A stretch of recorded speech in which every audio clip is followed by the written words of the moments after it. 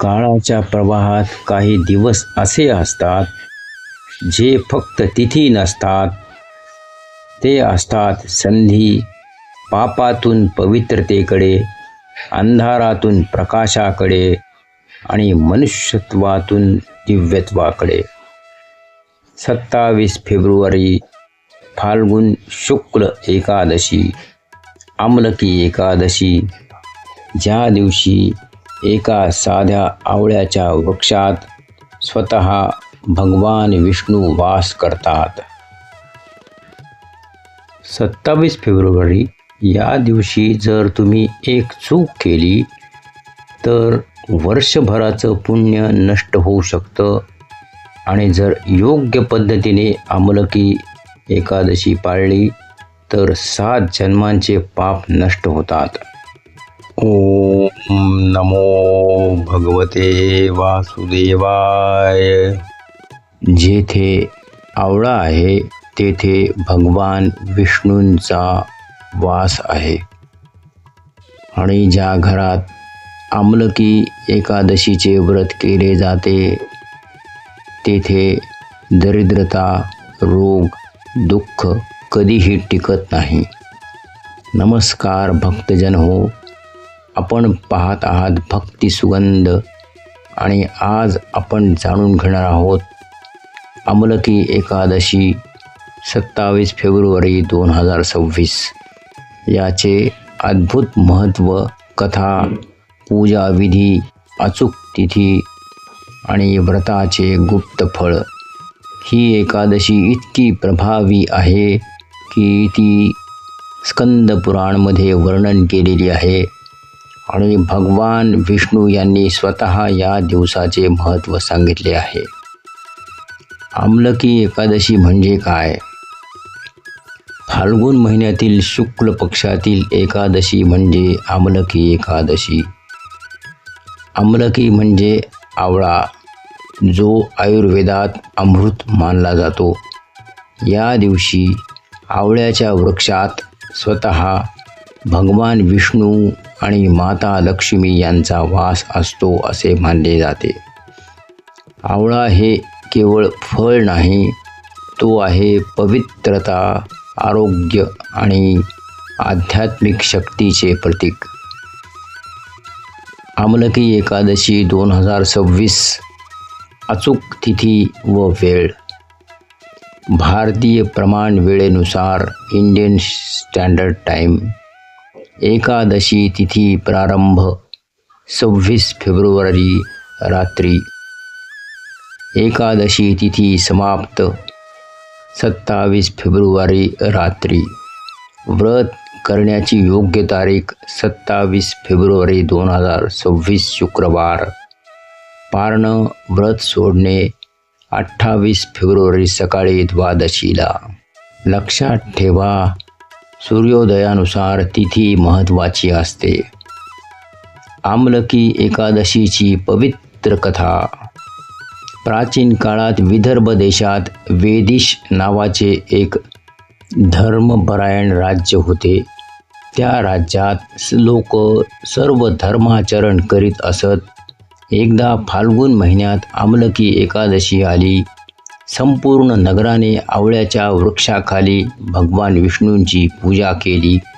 राजा, प्रजा, ब्राह्मण, स्त्रिया सर्वांनी उपवास केला. त्या दिवशी एक शिकारी देखील तेथे आला.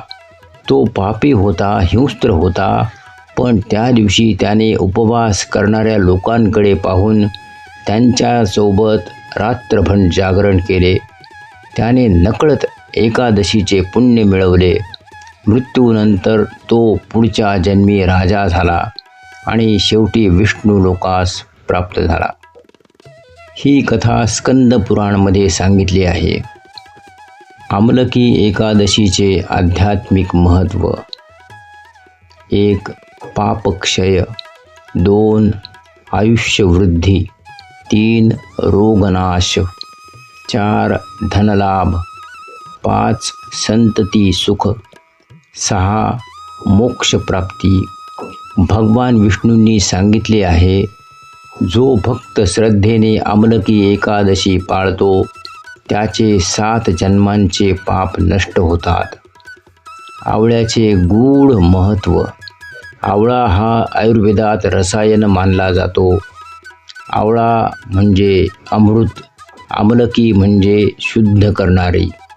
म्हणून या दिवशी आवळ्याचे सेवन, पूजा आणि दान केल्यास शरीर आणि आत्मा दोन्ही शुद्ध होतात. आमलकी एकादशी पूजा विधी.